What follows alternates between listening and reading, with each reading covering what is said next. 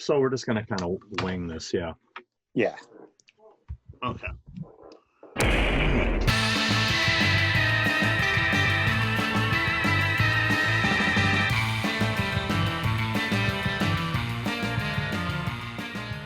Hey guys, welcome to the show. First time. This is the garage demo version. We're going to give this a shot and see how it goes. This could be terrible. It could be awesome.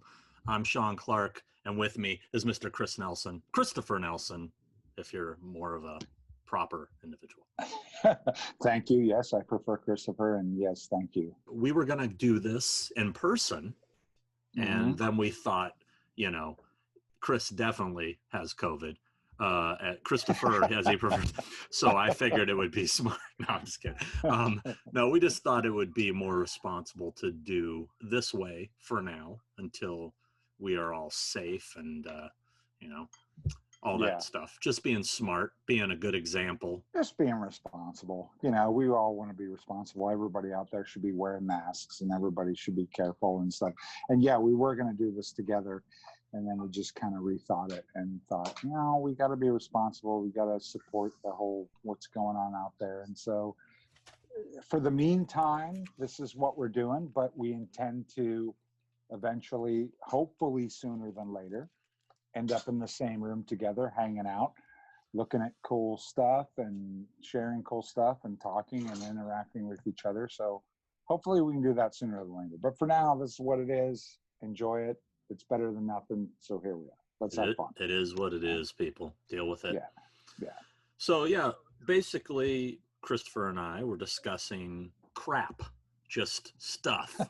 and it was like, these are fun conversations, and let's do something like this where we can invite some like-minded individuals, some celebrities, guests, between the two of us, we know a few.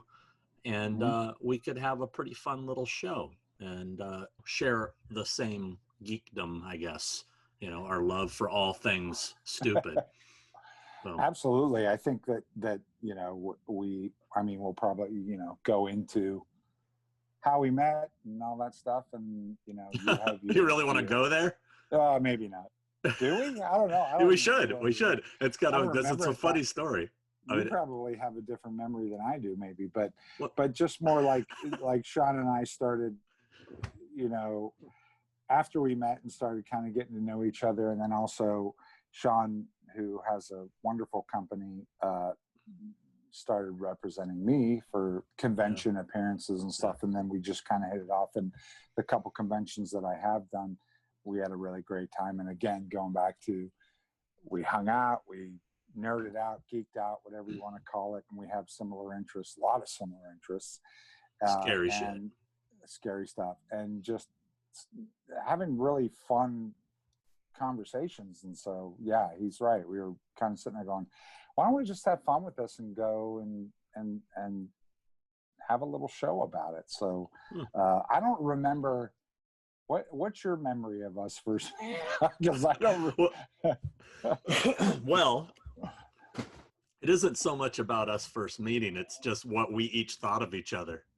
Okay. Because. Oh yeah, we had this conversation. Yeah. Because he thought I hated him, and I thought he hated me.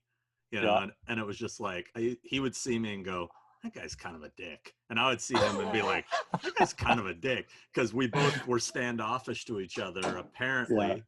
Yeah. And, I think we were just probably both being insecure and shy or stupid or whatever. But obvious, all those things. But I think it was more like, sometimes in this business, when you're dealing with all this kind of stuff, there are reputations that go around, and there are people that, talk, and you can't listen to any of that stuff. So I think it was more like, well, I heard this and I heard that, and he probably heard stuff about me, and it was a whole thing.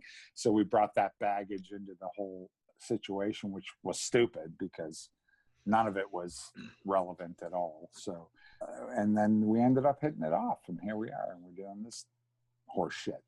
So. And we lived together happily ever after. Indeed. It's so funny how many people that over time have said to me, dude, man, you know what? I'm so glad I actually talked to you, because I used to think you were such a dick. You know, I said, well, what was it? And he's just like, just the way you were kind of looking at everybody. And I'm just like, and I said, well, like where? Like, what are you So you talking? have resting bitch face? Is that I what do. it is? Apparently, well, Resting dick face. well, Sorry. this is what it is. I know what it is. People tell me that. Well, I see you at conventions and you always look like pissed off or something. And I'm like, well, where did you see me? Like, well, I saw you like behind the tables, like behind your clients. And I said, you know what? Because I'm constantly surveying the room and I'm looking. And when I'm doing that, I'm kind of like this. Right. And I guess I look scowling a little bit, and you know, people think, you know, oh, I was afraid to approach you because you looked angry. And it's like, I'm really a nice guy if you just talk to me. You are. You're a terribly nice guy, and it was lovely to find that out. Lovely. You used the word lovely. I totally get the same thing. People automatically, for whatever reason, I don't know if it's because I'm tall or my size or whatever, right out of the gate, people always think that I'm angry or something, and it's only because I'm usually, most of the time, I'm concentrated. It's like when I concentrate, I get a look on my face like, you know, I hate everything. So, and that's not the case at all. And I think it's just you know, you're in your zone. Whatever it is I'm doing, I'm super passionate about whatever it is I'm doing or whatever situation that I'm in. So I'm in my zone, and it has nothing to do with anything else other than that, you know.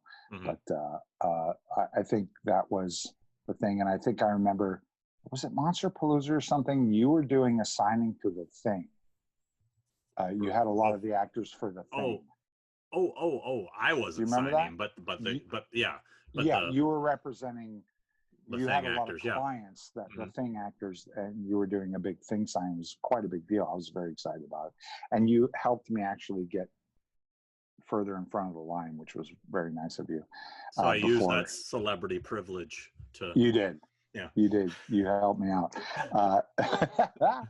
But and it was great because I'm such a huge Thing fan, and that's kind of the first interaction from what I remember. I think that was before you represented. Yeah, it was. Yeah, before you. The funny thing is, I really don't remember. I really don't remember how we actually started really talking. I don't recall at all. But I don't know. It might have had something to do with. I think it had something to do with James Jude Courtney during Halloween 2018, and maybe I think you started representing him, or you were about to, or whatever, and James said to me one day, he was in the makeup chair, I was doing his makeup, and he said, you know, do you do these conventions and stuff? I said, I really don't. I've never.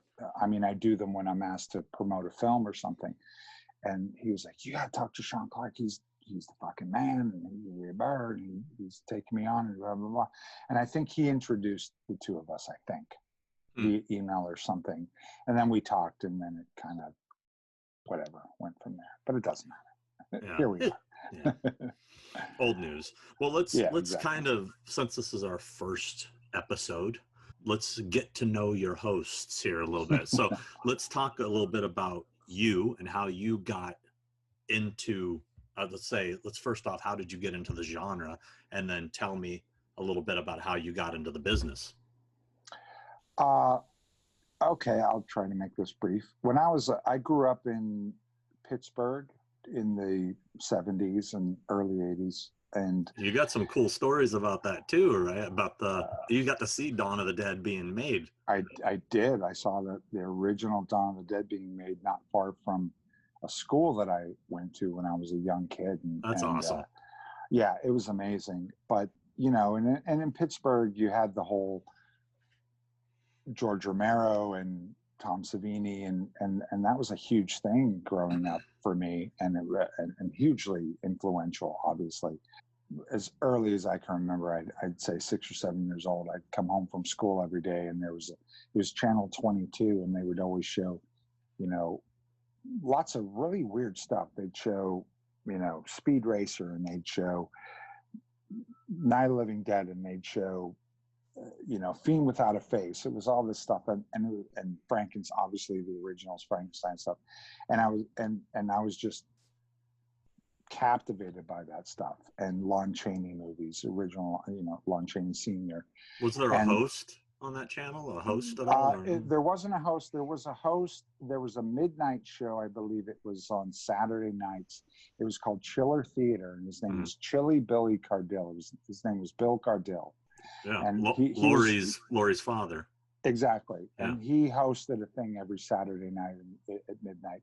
And once a year, every summer, he would show Night of the Living Dead, which of course was a huge, proud Pittsburgh kind of thing with George Romero. He's in the movie too. Yeah. He's in the movie as the newscaster. And it was just so big for me. Like it meant everything to me. So that really influenced me as far as getting into the genre, getting into film. And then as I got older and stuff, obviously it branched out into more than just horror.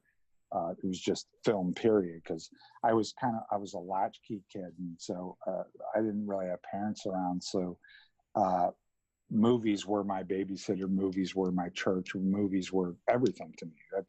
That's all I did. Like, are you an only child? No, I actually have 4 siblings, but I was the youngest, and they were all much older than me. So they all moved away and took off. And so I was left by myself to, was just saturated with movies and music. It was movies and music. Those were the 2 things, and comic books. And those were the things. That was it. And that was my whole life, and it has been ever since. I mean, I'm 51 years old now, and it's everything to me. So, and then I got older, and around 15 years old, I moved to Los Angeles. And I actually, this is a funny story, in order to save the money to move to Los Angeles, I sold porno magazines to my fellow classmates to make money. And that's how I did it, because my older brother stole magazines from the Speedy Mart in a small town outside of Pittsburgh where I grew up. He stole porno magazines. He had stacks of them. So I would steal them, and I would go sell them to my friends in the woods after school. And That's I'd sell awesome. them for like $20 a pop. And I saved my money, and I moved to Los Angeles. Was that during high school, or that you were selling them? It was 8th, 9th grade. Wow. And I would sell them, and then I moved to Los Angeles when I was 15, and got a job as a bouncer at a few different clubs down in Torrance, California, near the Del Amo Mall, and in Manhattan Beach, where I met Quentin Tarantino when he worked at a video store in Manhattan Beach. And so I worked as a bouncer, and I worked at the Warehouse Records and Tapes, renting movies and stuff. And I worked at Licorice Pizza, which was an old, awesome. if you remember that. Yeah. Hell yeah. I worked at Licorice Pizza, selling records and stuff, and just saved my money. And in the meantime, I was sculpting, and I was painting, and I was learning how to do makeup effects and stuff. And I was obsessed with it. I had blinders on, man. And that's what I was going to do. I was going to work in movies. I was going to be a makeup effects guy. And eventually, long story short, is that I started meeting people and networking, and I've been doing it ever since. It's all I've ever done. I've been doing it for 30 years now. And I love everything about it. I love horror, but I just love cinema. I'm not, just a horror guy. I just love movies, period. Yeah. So yeah.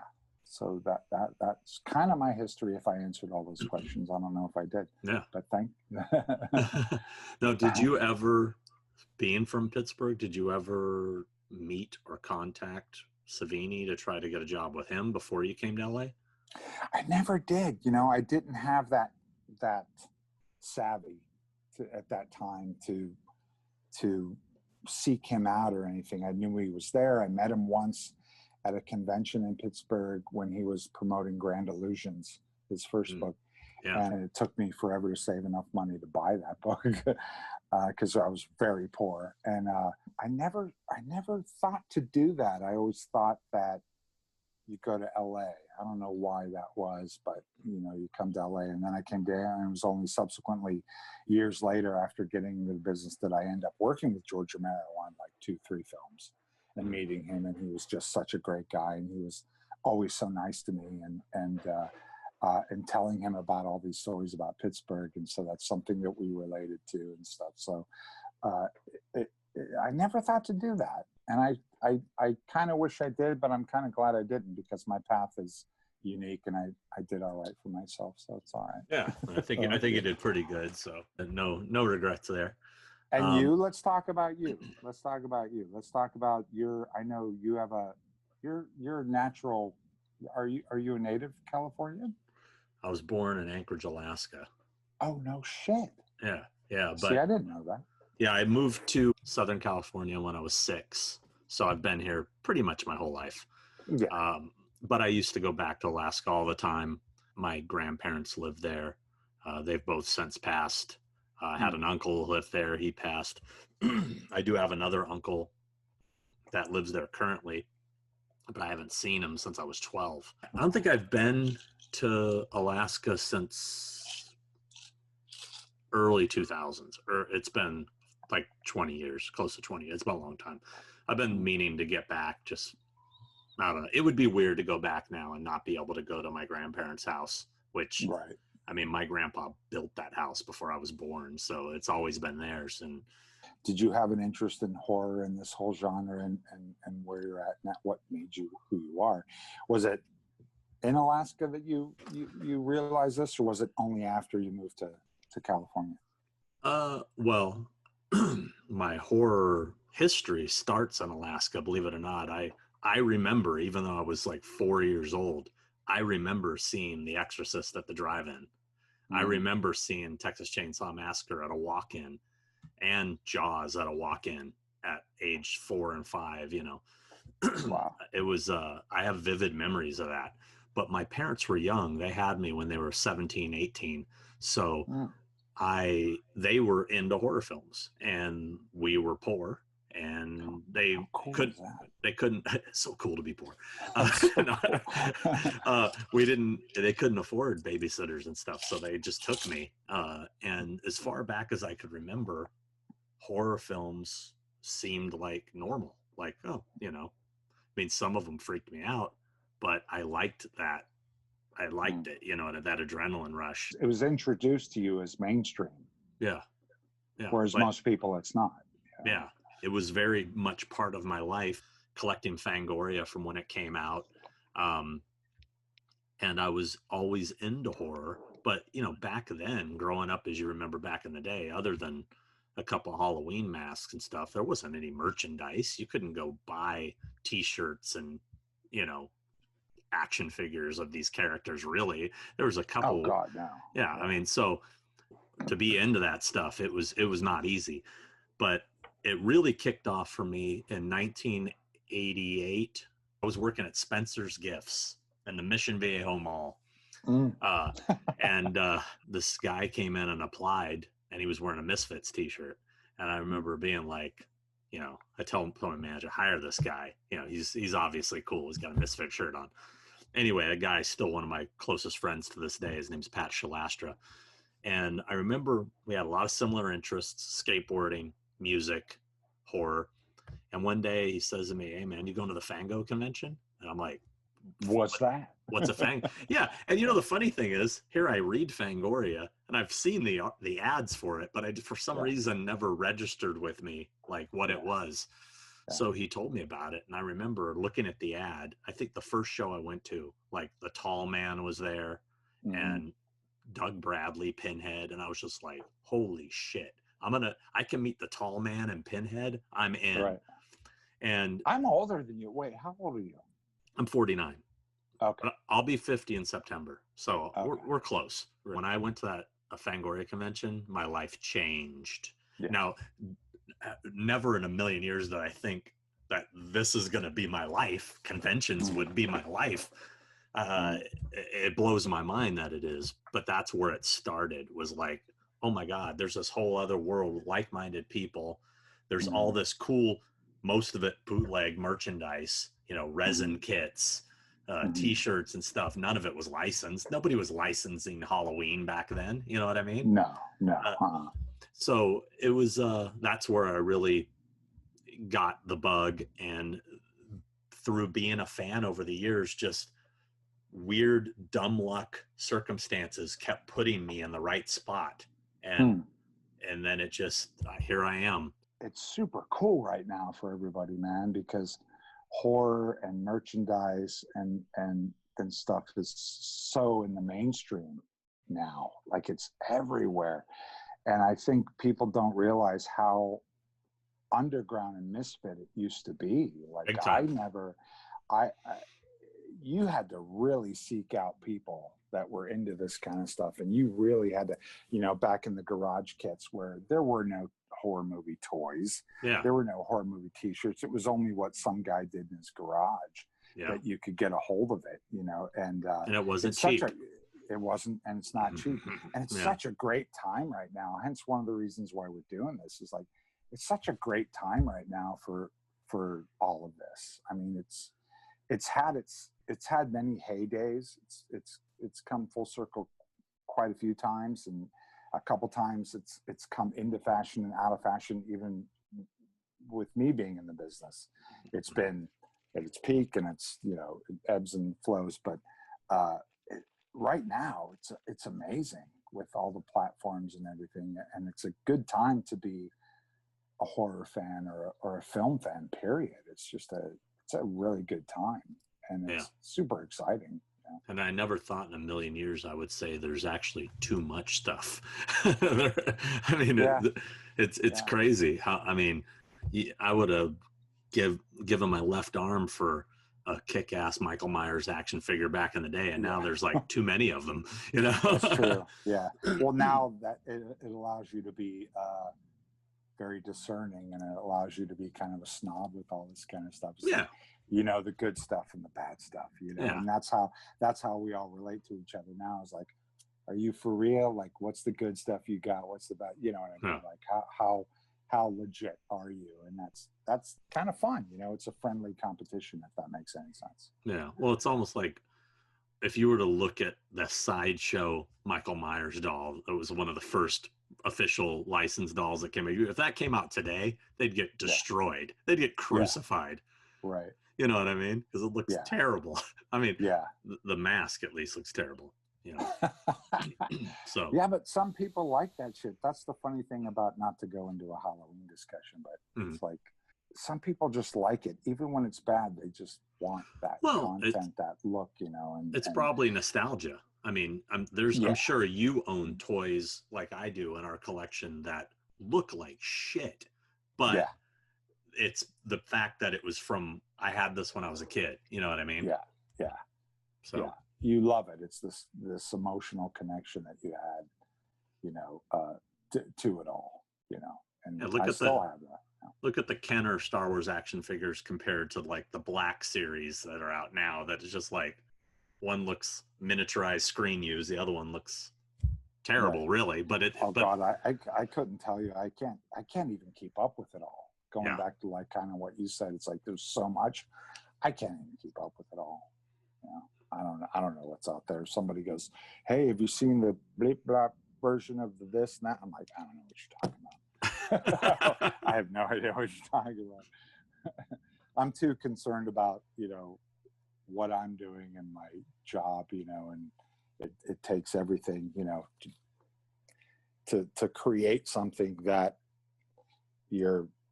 that balance of, okay, you got to make the fans happy, you have to make the filmmakers happy, you have to make yourself happy. It's a hard thing to do. You know? Oh, well, it's very difficult. It's a very difficult position, especially, I mean, being in the film business, there's always too many cooks. I mean, it's just, you can't ever, you could deliver the most perfect Michael Myers mask ever made, and somebody that just wants to have an opinion is going to go, you know, you should tweak this, just because they want to put their stamp on it. You know what I mean? Yeah. And it's like, you can't make everybody happy. Yeah. No matter what. And I think a lot of people don't realize why the decisions are made, of why you're doing something, there's a lot of factors. You can't, again, going back to the Halloween thing, we've had 40 years to dissect that movie. Yeah. That look. Yeah. 40 years. So then to do something new, you don't have that luxury. Mm-hmm. It has to hit. And there are a lot of beats that you have to hit. And there's a lot of factors that go into it of what makes something look good on screen, work within the context of a story. It's, there's a lot more to it than there used to be. Back in the day, it was like when you're doing something brand new and original, you don't have to worry about that stuff. It's just like, here's a mask. It's like you did a video of it, which was a great video, by the way, with Tommy Wallace, right? Mm-hmm. And you did the recreation of the Halloween mask. And if you think about it, back then, and I know John Carpenter and have worked with him a few times, it wasn't as thought out as it has to be now. Yeah.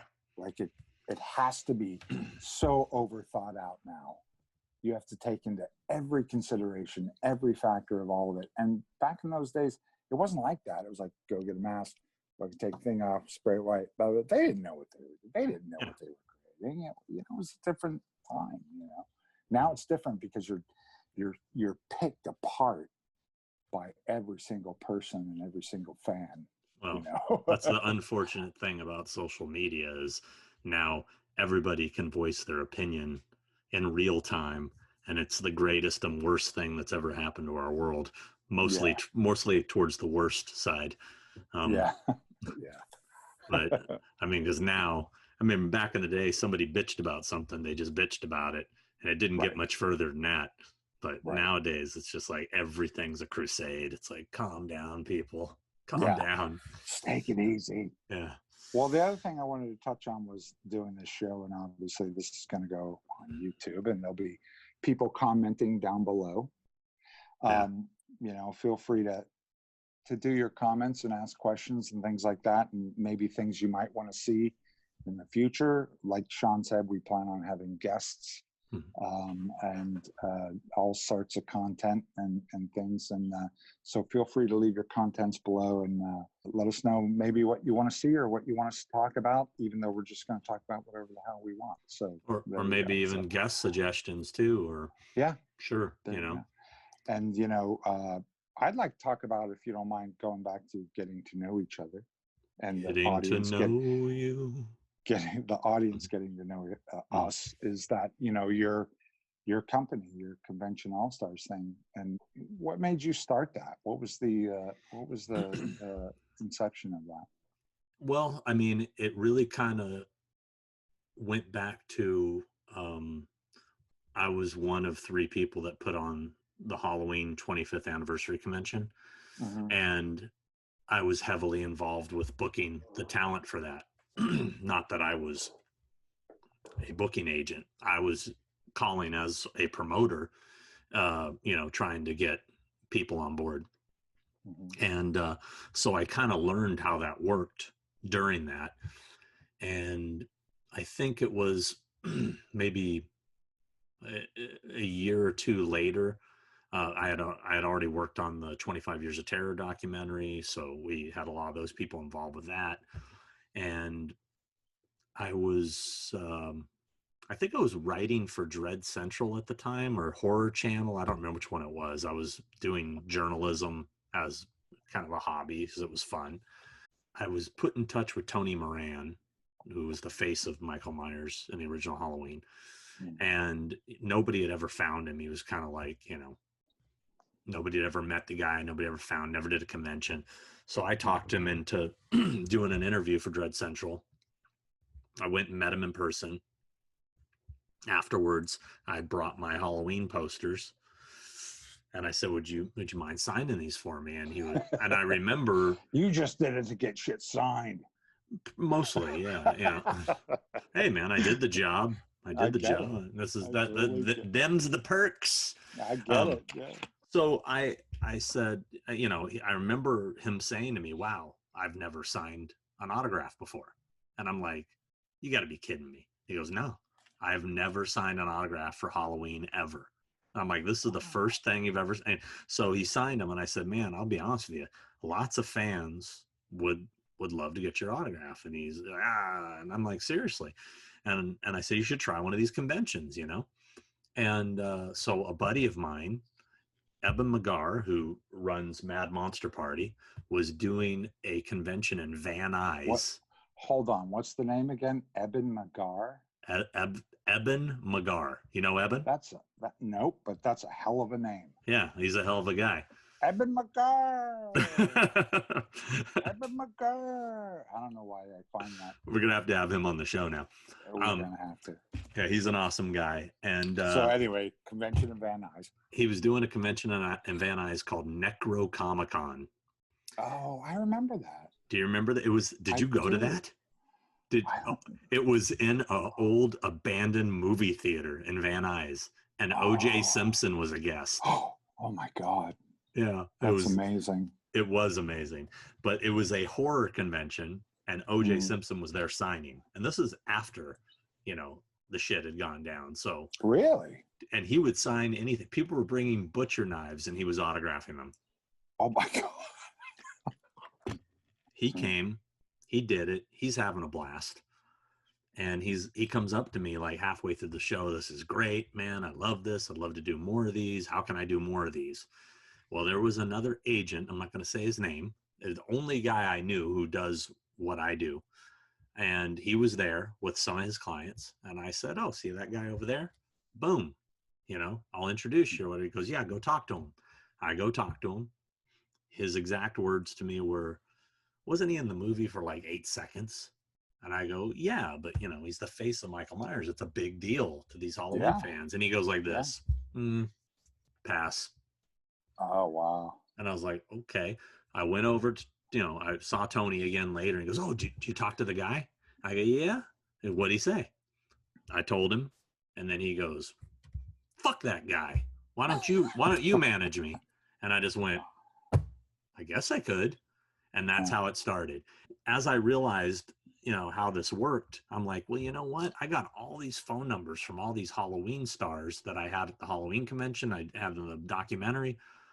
I literally just started calling all of them and saying, hey, remember me? Would you want to do more of these? Blah, blah, blah. And next thing I know, I was the Halloween guy. I had like 50 clients, and they were all from various Halloween movies. And that's how it started. And I was literally doing it only because I found out the conventions would fly me out and put me up. I was like, I'm like, you mean I get flown out, I get a hotel room, and I get into the convention for free? I was like, sign me up. Yeah. And then the crazy thing started to happen. I started to actually make some money. Right. And it just snowballed, man. It just snowballed. Wow. And now it's like the premier agency, isn't it, for conventions? It really is. I mean, I'm one of them for sure. I mean, I think as far as horror is concerned, definitely. But there's a lot of guys out there that rep some big dudes, but yeah, I mean, I pride myself on being one of the main guys, I think. Oh yeah, I would say absolutely. I mean, I don't really ever hear of anybody else, and your company is hugely successful, and so I'm proud to be a part of it. Not that matters, but it's pretty amazing what you've done. I think it's awesome. Yeah, it's cool. And having done a couple now, you treat people really well. Like you treated me well. You treat everybody well. I've seen you at work. You work really hard. I was actually super surprised at actually how hard you work and how much you care. Mm-hmm.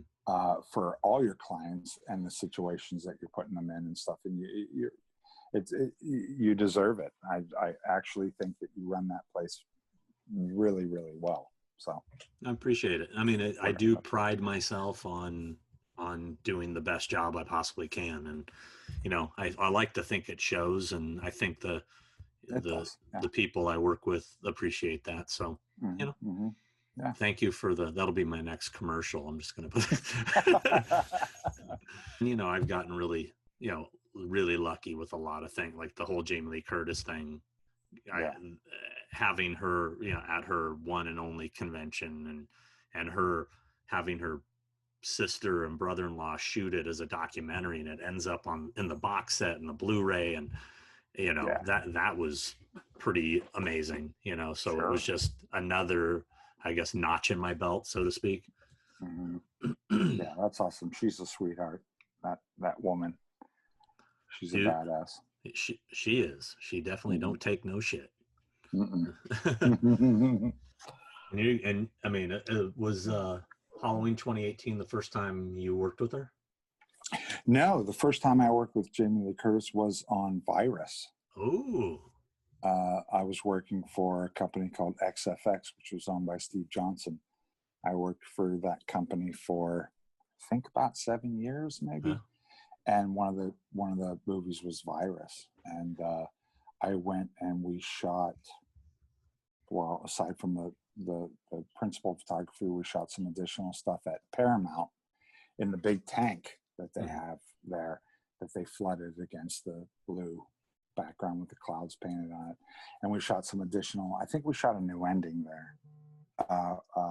And that's where I first met Jamie Lee Curtis. And every time she sees me now, for the past, what is it, 2 years, 3 years now that we've been working together, she always looks at me and goes, Virus. I'm like, I know. A movie that didn't turn out as what we thought it would. But no, that was the first time that I worked with her. And she actually kind of remembered me a little bit, but I had to remind her. And then it was kind of like a badge of honor for the both of us. And then we were, off and running on the Halloween thing, which was, and I've worked with John, so we had that in common. We just had a lot in common. So she's such a great lady, and I love working with her on these new Halloween films. She's so awesome and puts her all into it, and she's such a good actress in it. And we're doing cool stuff. I can't wait for people to see more of it. Well, it's funny you mentioned Virus, because my buddy Michael Felsher, Red Shirt Pictures, was doing the bonus features for the Scream Factory release of Virus. And he contacted me and he said, hey, you think you could talk to see if she would do an interview? I sent her a text and it's like, that's a hard no. Yeah, she's not I could have told you that as soon as he asked. I went, forget it. Ain't gonna happen. I knew that. That's what I told him too. I said, for you, I'll ask, but don't expect a good result. Right. Yeah. One of the features, we're going to have some cool little normal features in each episode, and one of them is what are you into? What are you into, bro? and so what this is going to be about is basically, I go through these weird phases. I don't know if you do, but I'm going to give you an example. I'm going to kick this off. I go through a lot of weird phases. Yeah. Well, I mean, I go through them like things that'll I'll gravitate to for like a week and then I'm done. Right. And I have a what are you into for this week. And that is, I went camping a few weeks back, a private beach. My buddy's ex-military, and we camped in San Onofre Beach and went surfing. And I hadn't surfed in, over 20 years. I used to live in San Clemente, and I used to surf every day. I was into it. I was really into it. I used to surf too every morning. Yeah. I used to surf before school every day. Wow. Because I lived in Torrance/Redondo Beach, and so I'd get up, go surfing, go to school, lunch, go back surfing, and that was my day.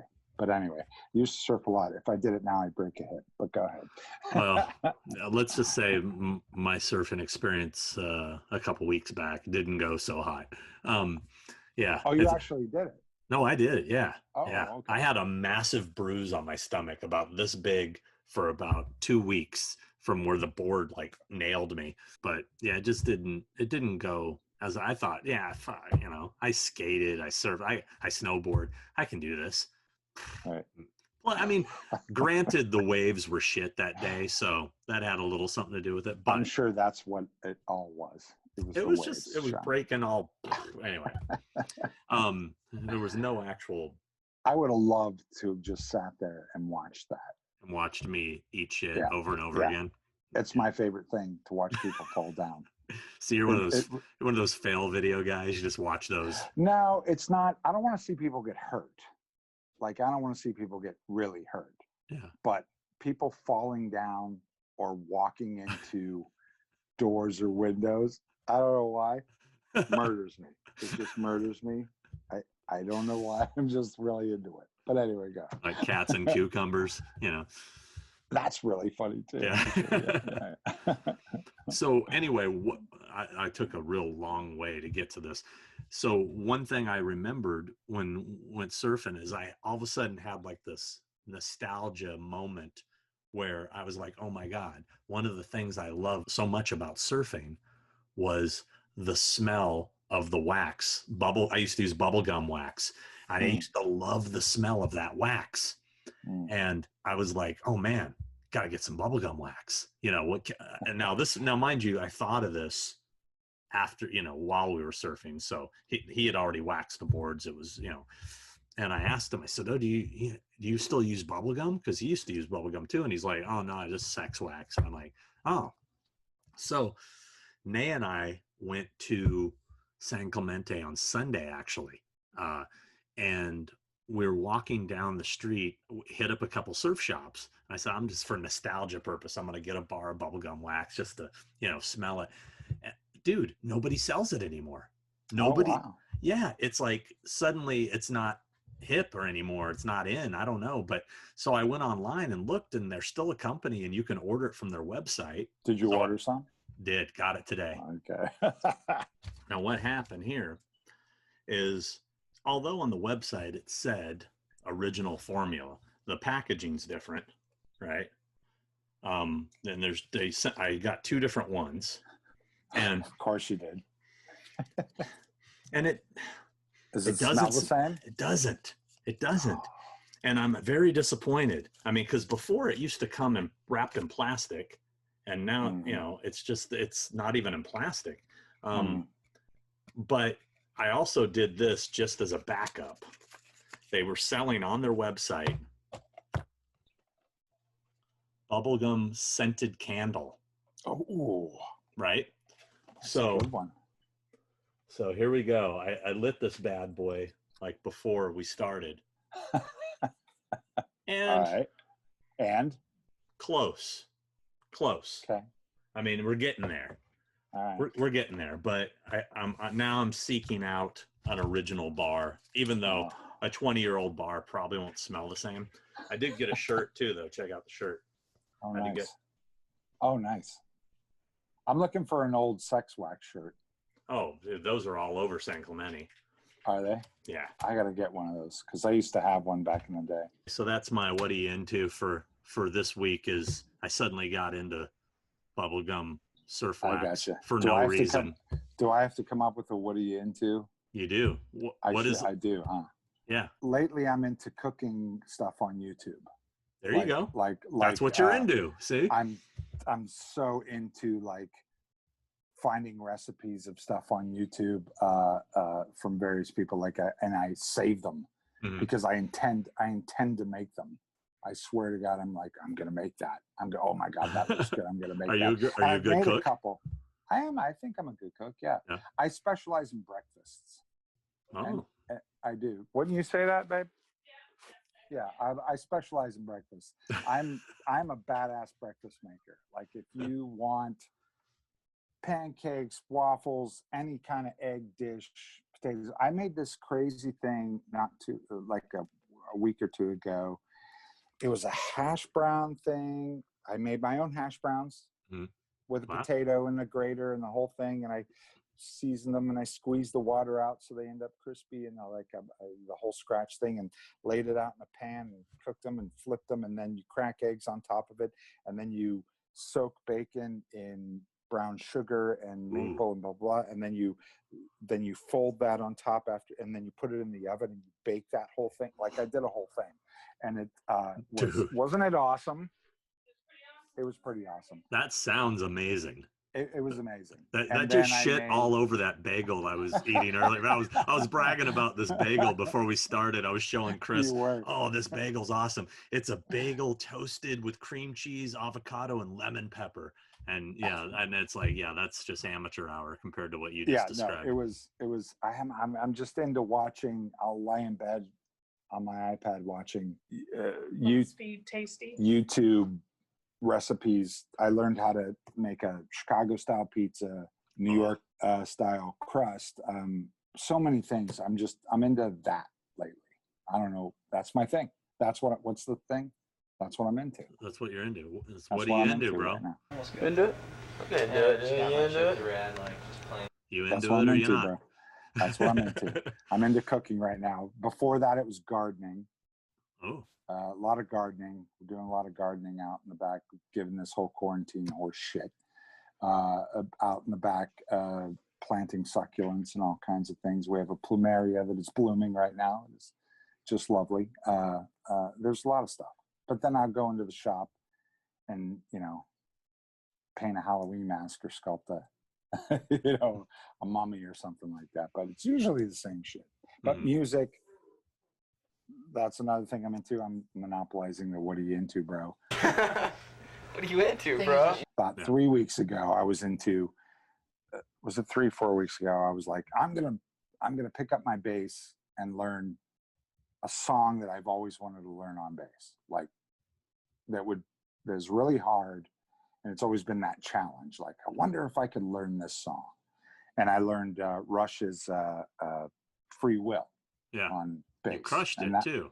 That was a thank you. Yeah. I that was like a goal for me. That was what I was into that week. I was like, I'm learning this song, whether it kills me or not. I had blisters all over my fingers and stuff, but that was my thing. Like, got to conquer that. So. Yeah, I was doing that baseline of the day thing for a little while, where I was just like, which was really good. I enjoyed that. It was just like I would think of a song and like, that's a cool bass line. I should learn that real quick, and I would literally like learn it like 5 minutes and then record me playing it and then just put it up and then people complained that they couldn't hear it because my bass was broken and I couldn't plug it in. But now it's fixed, and now I don't care. So. Oh, okay. Yeah. I've moved on to other shit. I've moved. Well, I started. Now you're into bubblegum wax. I'm into bubblegum, and I started this YouTube channel and really started working on content and got really heavily into editing and all that. And I've been spending a lot of free time doing that.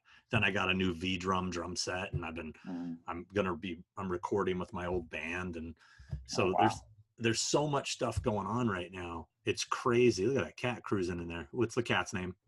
That's Beaker. Beegler? Beaker. Oh, I thought you said Biegler. I'm like, you named a cat after John. No. That's Beaker. As in, there he is. Hi, buddy. Welcome, America, to my cat Beaker. Like Beaker from like Muppets? Yeah. Uh-huh. Yeah. It's oh my God. Yeah. Did you ever work for John Biegler? I never worked for John Biegler. I mean, I knew him and I met him many times and stuff like that. I never worked for John, ever. It's strange. One of the nicest dudes. Nice dude. Yeah, such a nice guy. Such a shame that he passed away. But he was super cool. Such a nice guy. I have a John Biegler story. I don't know if I've ever told you. These are the kind of stories that you're going to get on this show. You're going to get the real deal, the dirt. So when we were filming his interview for Halloween 25 Years of Terror, we went to his shop, MMI. Was it Magic Media Industries or Magical Media Industries? Magical Media Industries, yeah. I think. So we went to his shop, and he had set up all his like display figures behind, and he had a director's chair, and he sits in the director's chair. He was wearing like cut off sweatpants, like shorts, but sweatpants he had cut, and we were framing him pretty much like I'm framed right here. And he sits down in the director's chair, and I shit you not, dude, his fucking ball sack falls out of his pant leg. Of course it did. Dude, it looked like a baby's head just popped out. If you get that visual. And he didn't know it. And he's sitting there like this. Commanding the room. And the three of us are going, do you say something? Yes, you do. No, you don't. We didn't. Oh, you don't? Dude, you can't you see it. It's I way see. out of frame. Right. But it's like, who's got the guts to go, bro, your balls are hanging out. I mean, that was a long interview. That's all I got to say. I'm sure it was. You just let it ride. Yep. Did you say anything after it was over? I've never, to this day, well, it's too late now. I never told him ever. And I would have never told the story while he was alive, probably, because for the embarrassment factor. But I don't think he would have cared. He probably wouldn't have. He probably would have gotten a laugh out of it. But yeah, I'm sure. But at the same time, it was just such an awkward moment. What year was that? That would have been 2004 or 5. Oh, okay. Yeah. Wow. Yeah, that was. What is he doing wearing cutoff sweatpants with no underwear in 2005? That's just wrong. I mean, the dude wore sweatpants a lot. You know, right. I mean, another infamous cutoff sweatpants guy who I love to death is William Forsythe. Oh, okay. William Forsythe rocks the flip-flops and the cutoff sweatpants like no one else. Maybe if I remember right, it was called Stiletto. It was directed by Nick Villalonga, the guy who wrote Green Book, which won an Academy Award. Wow. He did this low budget movie called Stiletto, and I was in it when I was pursuing my horseshit acting time. And Will Forsythe was in it. Tom Berenger was in it. Tom Sizemore was in it, who I got into a fight with, like a fist fight. But we're going to tell that story another time. I'm not going to tell that story now, but we will tell it. Yeah, I had a Sizemore incident too, but go ahead. Had a convention. It was awful. But yeah, it was a movie called Stiletto, and I believe Bill Forsythe was in it. Yeah. I didn't see him in sweatpants and flip-flops, though, which would have been awesome. I will say he is a phenomenal actor, Forsythe. Yeah. He's really good. I loved him in Boardwalk Empire. He was killer. I mean, he's been so many great roles. I mean, he's a guy we should have on. He's got stories. Totally. He's got stories. He told me a Seagal story. Oh man. Gold. Yeah. We gotta do that.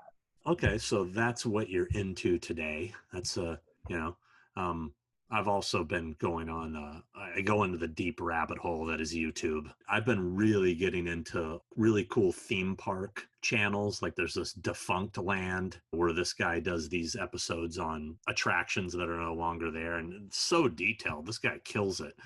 Wow. I mean, yours are much more interesting. Mine also lately, my YouTube rabbit hole has been Hot Ones. What's that? The Hot Wings one. Yeah. Where that guy has celebrities on and they eat hot wings that progressively get hotter and hotter, and they eventually end up crying, which is my favorite part of the show, is when they're crying and can't stand it. But it's so stupid. I don't know why. My life revolved around traveling almost every weekend. Yeah. For it to just like, I remember I was in Vegas. It was like the weekend of March 7th. Right when shit was getting hot and people were starting to freak. And I was at a supernatural convention with Matthew Lillard, who we will definitely have on this show because he's amazing. We were at the supernatural convention. Matt and I were just like, he's like, dude, I don't think we should be here. And I was just like, yeah. I mean, it was, like literally the day before the convention, Creation Entertainment announced a no-touch policy with the guests. Wow. And it was it was like, wow, this is getting real, Yeah. That's the same with me, man. I travel all the time. Most of the stuff I work on is rarely in Los Angeles. I mean, I'm always flying to Atlanta or somewhere. It's very strange to be grounded for this long amount of time. I'm totally my life is, I'm like, oh, this is what life is like when you don't have to go somewhere all the time or travel or live in a hotel. And it's a very strange adjustment. very strange. I got to tell you, though, yeah. I'm enjoying the hell out of it. I mean, Yeah.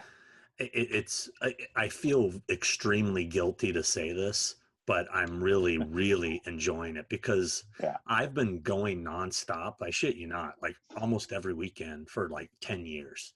Yeah. And to me, a vacation is staying home and enjoy Yeah.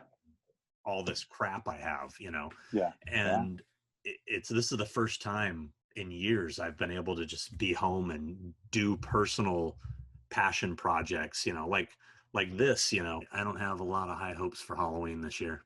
Yeah, I don't either, unfortunately, but I'm gonna have it. I'm having Halloween if it kills me. I mean, not the normal Halloween, but we're having it. You know? Like, if I have to put that stupid mask on and walk around in my underwear, I don't care. I'm doing it. I'll hand out candy to myself. Yeah. I'm gonna hire children to knock on my door every 5 minutes. Exactly. Same 3 kids, just give them different costumes. Just keep changing. Exactly.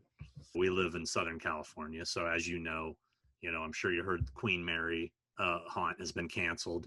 Yeah. A lot of people are speculating about Halloween Horror Nights at Universal and Knott's Scary Farm, and it's just not looking good. It's not looking good. I mean, Monster Palooza just recently canceled their September thing. That's gone. Yeah, I got a feeling that California and New York are probably going to be the last 2 cities to get back to normal. I don't think we'll have a concert in Southern California for a long time, like a legit concert. No. Talking about a lot of projects lately, and a couple, including Halloween Ends and other projects right now, with the hopes of still possibly shooting them September, October, whatever. But honestly, it's just in my opinion that I don't see us shooting anything for the rest of the year. I just don't. And that's a bummer. I've been saying the same thing since March, about conventions. People keep asking me, and I said as far back as March, I saw what was happening. I said 2020 is done. It's done. I mean, anybody who has a convention right now, is just irresponsible and reckless. I mean, it's just 100%. Yeah, I agree. But we'll have our own convention. We'll do this. This is our convention. Virtual conventions are lame. Virtual. Yeah, that's true. I mean, the whole thing. thing. Got, man. Don't take nah, what I got. You know what? I see all these shows jumping on the virtual convention bandwagon, man. I mean, what is a virtual convention? A convention is an experience. It's being in the same place with like-minded individuals, geeking out together, looking through the vendors' merchandise, meeting the celebrities and talking to them one-on-one. It's not this. This is a Zoom chat. The last convention I was at was, I think, the one in, was it Kansas City? Oh, that was a fun weekend. That was like a year Crypticon. Crypticon. That was it'll be a year ago in August next month. Oh my God, that's horrifying. But that was a fun convention. That was an interesting weekend. We're gonna have to talk about that. We will talk about that. Yeah. You're gonna want to hear these stories. Yeah, I've got pictures. Oh shit. Yeah. Oh yeah, that's right. Yeah. And James Jude Courtney drinking too much and claiming he wasn't getting aggressive when he was. Another guy we're definitely going to have on. He's ready. He told me today. I was talking to him today. He's like, dude, we still got to do that. Soon, you and Chris got to have me on. I'm like, dude, of course we're having you on. Yeah, we'll get him in here. Do you want to see James Jude Courtney, everybody? Put the comment below. Tell us who you want to see. Yes, for James Jude Courtney? Or no? No. No. I was telling him he should start doing some workout videos, shaping up with the shape. I thought that's a good idea. Yeah. He liked kind of like Linnea Quigley did back in the day. Exactly. I got to give a shout out to my buddy Chris Ott. See this brain scan shirt? That's a good one. Yeah. Little Bad Brains mashup. Hooked me up. London 1888 is the company. You can get one of these right now. And I think you even worked on this movie, didn't you, Chris? I did. I think I worked, or at least I worked in the shop when that movie was being made. Again, another Steve Johnson's XFX movie, Brain Scan. Yeah, I remember being in the shop on that. Do you recall actually working on anything specifically for this movie, or is it was just being worked on while you were working on other shit? I think it was just being worked on while I was working on other shit in the shop. I think mostly what Brain Scan was that main makeup, which was based on Keith Richards. And That's interesting. Never thought about that. Yeah, Bill Corso designed that makeup, and it was totally based off of the inspiration for that makeup was Keith Richards. T. Ryder Smith, the trickster, right? Yep, the trickster. And they had Yeah. finger extensions. I remember making finger extensions. I think that maybe that's what I did on it. And the makeup, yeah, it was total Keith Richards all the way. It's funny. It is a cool design that I'm shocked. I don't think I've ever seen an artist interpretation like a mask or a bust or anything of that character. It didn't do well. A lot of people don't. It's a very cult-like movie. People don't remember it at all. I have a huge list of movies that I worked on that are like that. That creep in over the years. They just do. Like I remember Return of the Living Dead 3 is one that when it came out and nobody liked it and it didn't, it was meh. But and both then, Return of the Living Dead 3 and Brain Scan, though, I think have really found a fan base later. Like people, I mean, there's a lot of Return of the Living Dead 3 merch now. People are, especially the design, the Melinda Clark design is very iconic. Yeah. That only recently did that movie start getting traction. I think I did a interview for the DVD. I think I did. Was it for Shout Factory? I can't remember. Yeah, it was. Yeah. Scream Factory. Yeah, Scream Factory. And I did an interview for that because that was one of the first shows I did my own stuff for. And there it is. And I believe my name is in those. Right here. Interviews with special effects artist Steve Johnson and Chris Nelson. Yeah, there you go. The guy on the far right of that, the zombie on the far right is the guy that I did. And that whole sequence. That's one of the coolest zombies. That dude must have been skinny as hell. Oh, dude, yeah. His name was Clarence Epperson. He was a homeless guy that Tom Ranoni found at LAX. No shit. Yep, and hired him to be that zombie. Any idea if he's still alive? I don't know. You know what? I thought about looking him up the other day, and not too long ago, and I totally gelled on it. But I remember he had no teeth. He had full-on dentures, like full dentures. So when I life casted him, we were going to make him zombie teeth. He took his dentures out, and he had absolutely no teeth. So we life casted his gums, and then made him full set of zombie dentures, and they looked amazing because he had no teeth. So they were awesome. And he would always eat with them in, and it drove me crazy because I would have to take his dentures out, and they were like, had broccoli and chicken in them and shit. And I would always have to, it was disgusting. And nothing would stick to him because he was a drinker. Yeah. So no glues would stick to him, and it drove me insane. But I'm just going to guess he's probably dead. I don't want to be negative. I'm just guessing. Maybe. Yeah. I mean, I have to look it up. I have to research that. I don't know. You think most homeless dudes have like a Facebook page or something? You think he might have? He might have. Hey man, maybe he turned his shit around. And he's if like, anybody knows where he is, let us know. Let us know. Yeah. But that's a movie that got a lot of traction that now is ending up on, T-shirts and stuff. It never would have done that before, but now people are going back and looking at these movies. Did that get a theatrical release? I remember I saw it in the theater, but I used to be a member of the Academy of Sci-Fi and Fantasy, and they'd always screen everything at USC.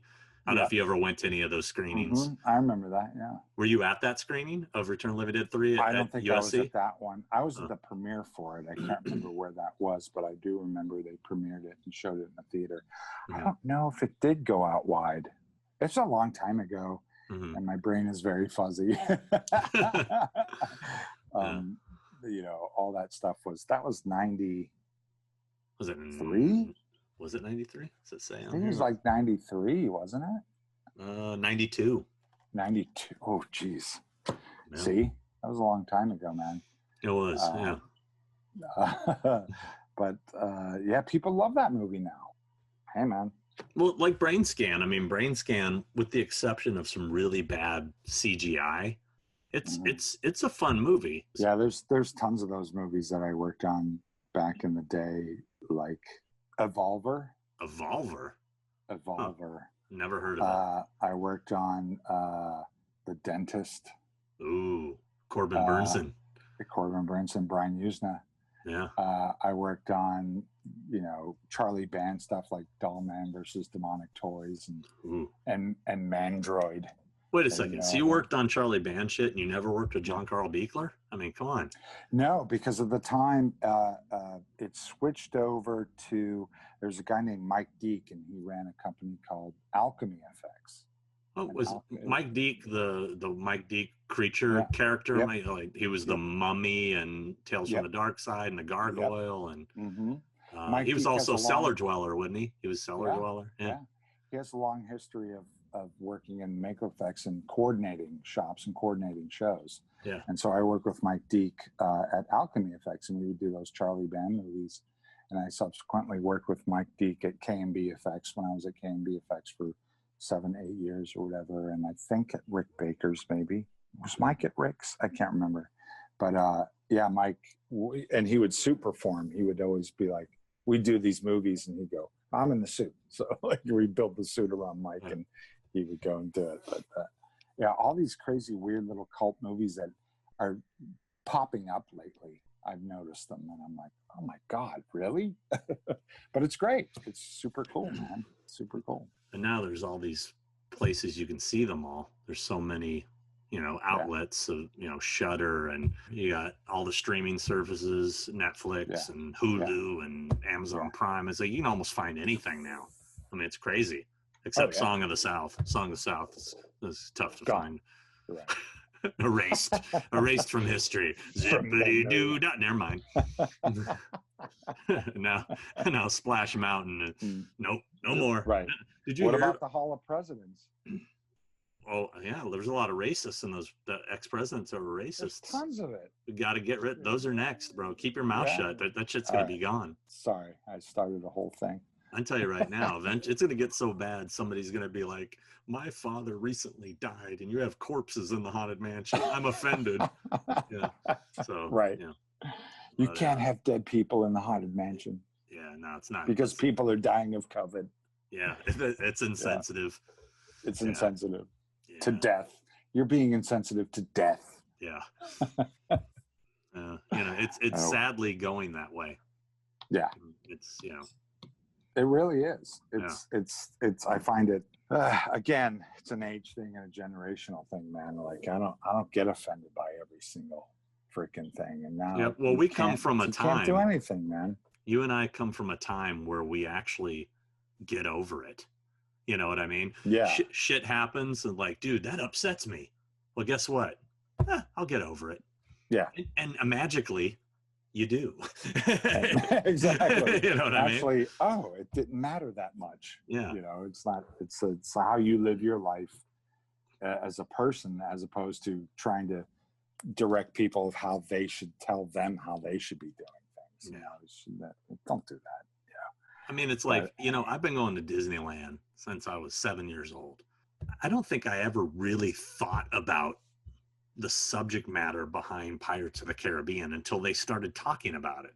I never really thought about the wench auction and when the guys were chasing the girls, and then they had to change that too and put food in their hands. No, it was never a thing where you went through the ride and went, wow, that's kind of misogynistic. I'm sexist. I don't agree with this ride. You never, it's just not something you ever. I'm certainly not thinking anything racist looking at rabbits and Splash Mountain. No. Who the hell's going, wait a second. Wait, isn't this song from that movie back in the 50s that was kind of racist? I mean, well, it's funny. Again, it's the hypocritical horseshit of the United States, not to get into this, but honestly, it's like, it's so hypocritical. You can't show a nipple, or you can't show a boob, or you can't show a butt, but you could show someone getting their heads blown off, or their head cut off, or you know what I mean? Like violence is okay. Guns are okay. Like you killing and murder and all that shit, that's fine. Yeah. But anything that has to do with, you know, human nature, sexuality or whatever, that's nope, can't do that. Yeah. Nope. Yeah. That's it. And that's always bugged me. Even when I was a kid, I always thought that was, Yeah. I don't get it. Like, but it's like you go over to Europe and you're watching regular TV and they're showing bare breasts, and it's like, yeah, it's not a big deal. It's completely different story. Yeah. Yeah. Yeah. But you can wear something to where it's almost showing everything. But as long as this little tiny bit is covered, you're okay. One more thing before we call it. Okay. I'm throwing a softball at you here. One more thing. Yeah. What is? Give me the last movie you watched that you'd never seen before. Last movie you watched that you've seen multiple times. The last movie I watched that I've seen multiple times was Shawshank Redemption. I've been meaning to revisit that. I watch it all the time. It's actually a comfort food movie. Mm-hmm. Like that's a movie I revisit all the time. Like when I'm sick or I'm tired or I'm not feeling good, even when I'm not. It's just a perfect movie to me. Mm-hmm. I love Shawshank Redemption. So that was the last movie I saw. Mm-hmm. The last movie I saw that I've never seen before was, do you remember what it was?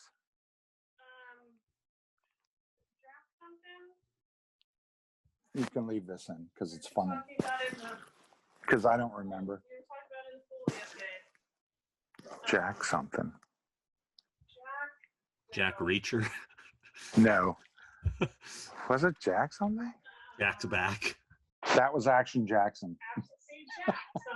Action Jackson? Yeah. With Vanity and yeah. What's his name? Apollo Creed. It was Carl Weathers. Yeah. That was a movie that I watched recently. The last movie I watched that I've never seen was Action Jackson. Oh. How sad is that? No, it's kind of rad because I've been revisiting. I've been watching these movies that I'd never seen before from, like the 80s and stuff. I just watched Rad, which I'd never seen. Rad, the BMX movie. The BMX movie, yeah. Oh my God, it's terrible. Yeah. And I just watched The Wizard, the Fred Savage video game movie. Oh, The Wizard, yeah. Oh my God. And because I went to Arizona not long ago to do that Bill and Ted's locations thing.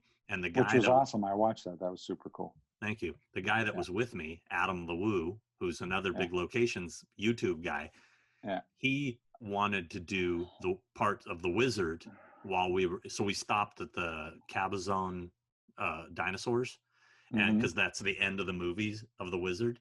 And I'd never seen it. And he was like, "You've never seen The Wizard? Oh my God, you got to see it." He goes, the little kid, the main kid, he's like autistic or something. And all he says through the whole movie is California. And he kept saying California. And I was just cracking up as he was making this. So I'm like, I got to see this movie.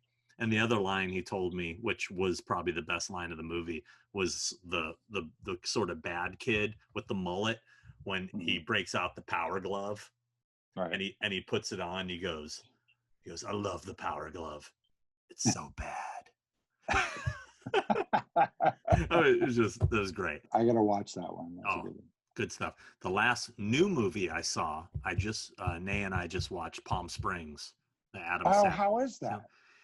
It's good. It's good. It's Andy Samberg, right? Andy Samberg. Did I say Adam Sandler? You said Adam Sandler. Yeah, they're so close. Andy Samberg, Adam Sandler. AS, come on. Right. Sure. It's very much Groundhog Day and Happy Death Day. Oh. It's got a little bit of both of those movies. Okay. But it does something interesting. It does a little spin on it. It was entertaining. I enjoyed it. I'd recommend it. I kind of wanted to watch it. I just didn't know anything about it. Does Action Jackson get a recommendation from you? It depends what you're into. What are you into, bro? It depends what mood you're into. If you're into shit exploding for absolutely no reason whatsoever and guys flying across, like, go for it. And Action Jackson, Mr. Carl Weathers, Action Jackson in it barely does any action in it. Like, that's the problem with the movie. It's like you're watching it going, it's Action Jackson. I watched it at 3 or 4 o'clock in the morning because I had insomnia, and I got up and I came out and sat there and was like, Action Jackson's starting. I'm going to watch this from beginning to end. I don't care. And I put it on and I'm going, for Action Jackson, there's no action in this movie. It's just none of it makes any sense whatsoever. And it's a Joel Silver movie. He produced it. Really? And so it's got that 80s, like, it's trying to be Die Hard, Lethal Weapon. It's got that vibe, like that Lethal Weapon, Die Hard kind of vibe that Joel Silver did on those movies. But and you could tell they were like, well, now we need Action Jackson, and it makes absolutely no sense. I highly recommend it if you have a good laugh with stereotypical action movie characters and nonsensical explosions. It's awesome. Okay. So yeah, I may actually watch it. I mean, I think like Rad and The Wizard are both awesomely bad in their own way. I think Rad is a much worse film. Wasn't there an 80s movie of that nature on rollerblades? Wasn't Corey Haim in it? Oh. I don't know. Was Corey Haim in it? There was something. Oh God! Like it was like Call of the Roller Boys or some. Yeah. That's not the name. That's not the name. I don't know, but it sounds like a good name. Hold on. I swear Corey Haim was in it. I don't remember him being like Cry of the Roller Boys or some stupid something like that. Hold on. Tears of the Roller, and our audience is anticipating this. Prayer of the Roller Boys. That's it is. It is Corey Haim, isn't it? I told you. Hold on. Is that? Yeah, it is. The Hamster. Hamster was a buddy. He was a client and a friend. I did it. Yeah. I knew it. Yeah. Just to get the title. Corey was a good guy. Yeah. He was a client and a friend. He's been to this house. He came over. Wow. Yeah. I remember he was very excited that I had a Space Ace video game machine because he said it was his all-time favorite game, and that was his nickname, that his friends used to call him Space Ace. And it's funny, he told me that story, and I was like, okay, that's cool. And then I think I just watched Feldman's documentary. That's a whole nother episode. Yeah. But in that documentary, I got a good Corey Feldman story. Oh, who doesn't? But he actually brought that up in that documentary. He mentioned the Space Ace thing, which surprised me. I was like, oh shit! I thought Haim was bullshitting. Just they used to call me Space Ace. I'm like, okay. There you go. Yeah. Good guy. Way too young. Taken way too soon. Yeah. And it's a shame. I still talk to his mom, Judy. I still talk to her. We talk on Facebook. Oh, that's cool. That's really great. Yeah. And that ended on an up note. Yeah, and that note. Everybody stay safe. Stay safe. We can't end like that. Hold on. Let's think, no.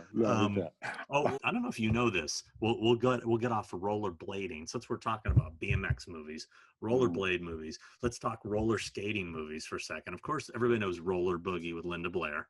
But are you familiar with Skate Town, USA? Oh, sure. Patrick Swayze's first film. Oh, yeah, Skate Town, USA. Do you know who wrote Skate Town, USA? Who wrote Skate Town, USA? Nick Castle. Oh, I knew that. See, I knew that. See, we got to have Nick Castle on the show.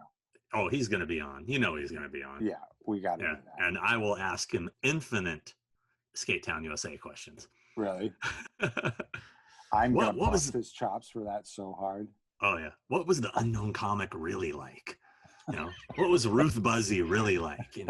Those kind of questions. I love Ruth Buzzy. I love Lost Saucer. That's a whole nother. The Croft. Neighbors?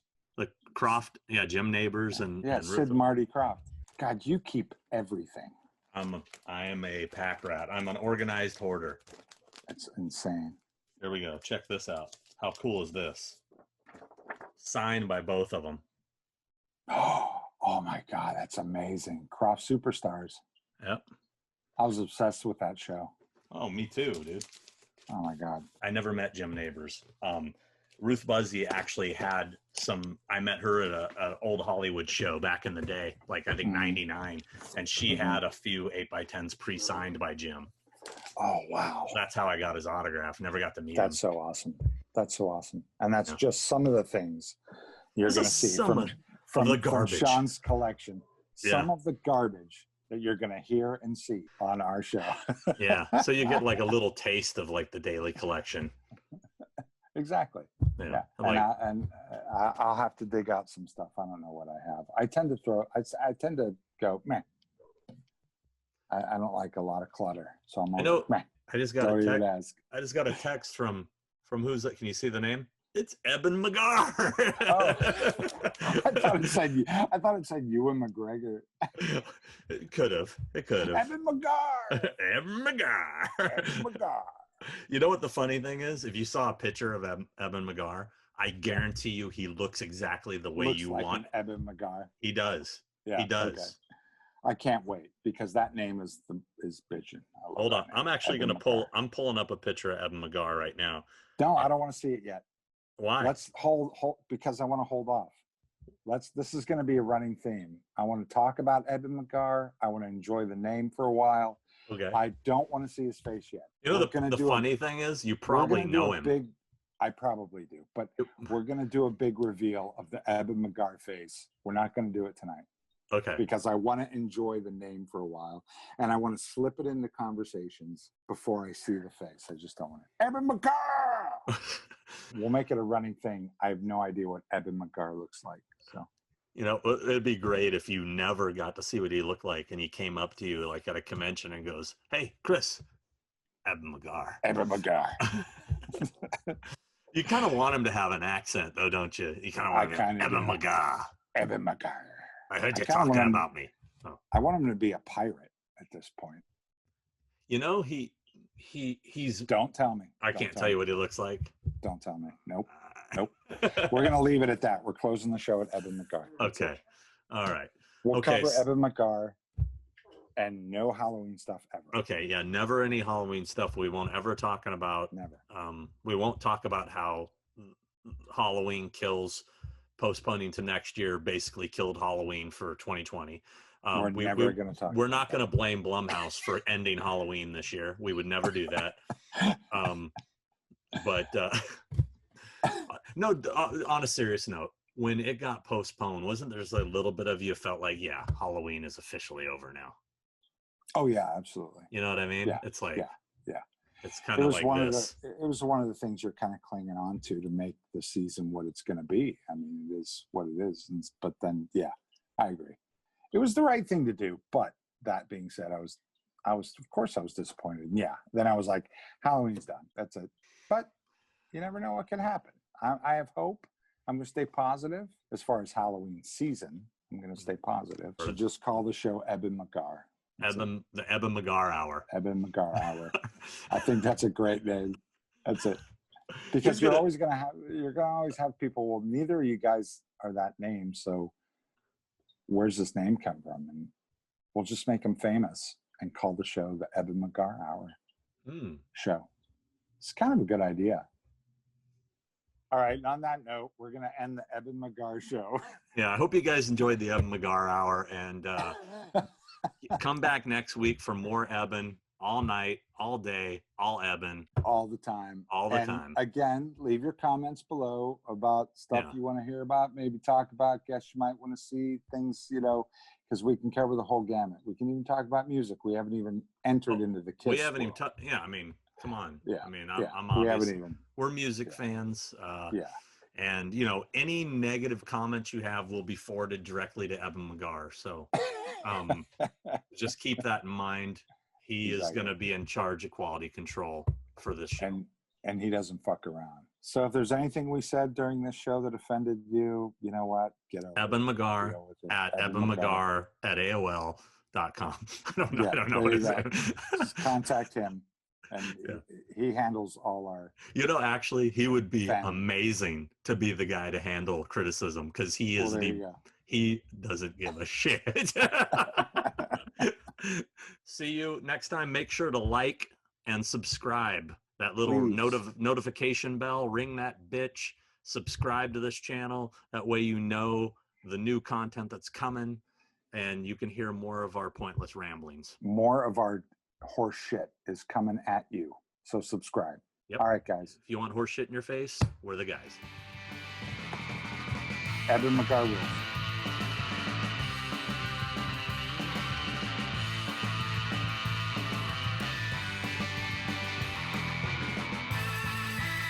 Is it recording? We have to make sure before we go through the whole thing. It says recording, so. Okay, cool.